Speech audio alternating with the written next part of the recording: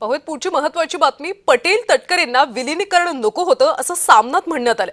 अमित शहा फडणवीसांचा हा अजेंडा आहे। पवार कुटुंब राज्याच्या राजकारणात सध्या गुंता वाढल्याचं सुद्धा सामनात म्हणण्यात आलं। हा गुंता सुटू नये यातच अनेकांचा स्वार्थ असल्याचं सुद्धा सामनाच्या अग्रलेखात म्हणण्यात आलं। पटेल आणि तटकरेंना विलीनीकरण नको होतं।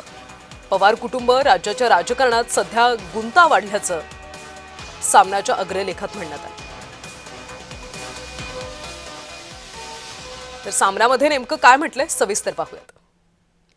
लई वंगाळ राजकारण असं त्यांनी शीर्षक दिलंय। अजित पवारांना शरद पवारांविषयी आदर आणि ओलावा होता।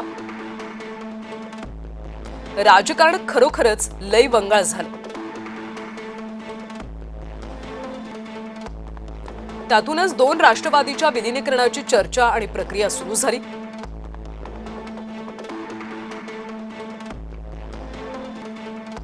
जिल्हा परिषद निवडणुकीनंतर त्याबाबत अंतिम निर्णयाचं ठरलं होतं।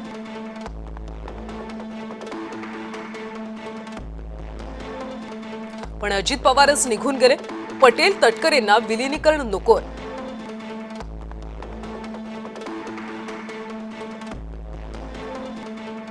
हा अमित शहा आणि फडणवीसांचा अजेंडा आहे। अजित पवारांच्या जाण्यानं पवार कुटुंबात आणि राज्याच्या घडामोडींमध्ये गुंता वाढल्याचं दिसतंय।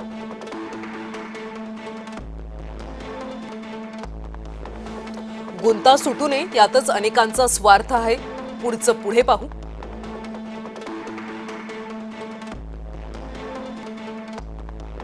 महाराष्ट्राला पहिल्या महिला उपमुख्यमंत्री मिळाल्या, त्याचं अभिनंदन।